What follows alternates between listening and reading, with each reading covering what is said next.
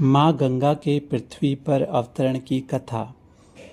पौराणिक कथा के अनुसार गंगा मूल रूप से स्वर्गलोक में बहने वाली दिव्य नदी थी।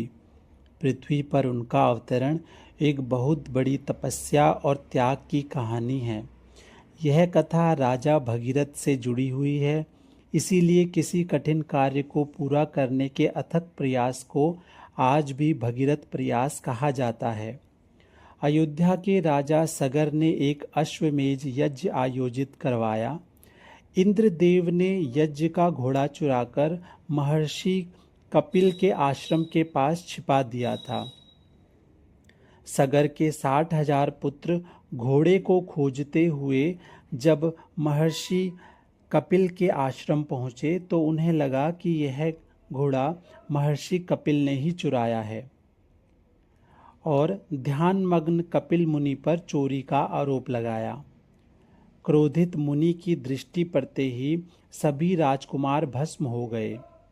कपिल मुनि ने कहा कि इन सभी की आत्माओं की मुक्ति केवल माँ गंगा ही कर सकती है। पीढ़ियों तक राजा सगर के वंशज इस श्राप को दूर करने का प्रयास करते रहे, पर उन्हें सफलता नहीं मिली। अंततः भगीरथ ने संकल्प लिया कि वे गंगा को स्वर्ग से पृथ्वी पर लाकर ही रहेंगे। उन्होंने वर्षों तक कठोर तपस्या की। इसके पश्चात ही माँ गंगा का पृथ्वी पर अवतरण हुआ। लेकिन एक बड़ी समस्या यह थी कि गंगा जी का प्रवाह और प्रवेग इतना प्रचंड था कि यदि वह सीधे पृथ्वी पर अवतरित होती तो पूरी पृथ्वी माँ गंगा के प्रवाह से डूब जाती। इसीलिए भगीरथ ने भगवान शिव की आराधना की ताकि गंगा का वेग शिव की जटाओं में समाहित हो सके। तभी से भगवान शिव को गंगाधर भी कहा जाता है।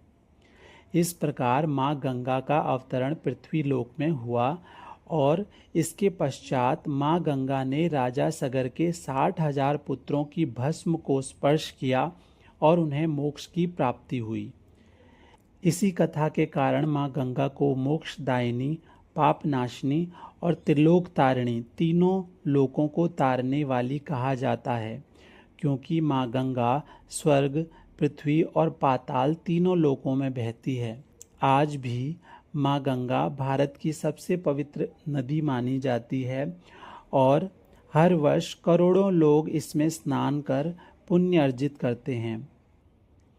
संदेश: यह कथा त्याग, तपस्या और दृढ़ संकल्प की प्रतीक मानी जाती है कि कठिन से कठिन लक्ष्य को भी अटूट इच्छा शक्ति से प्राप्त किया जा सकता है।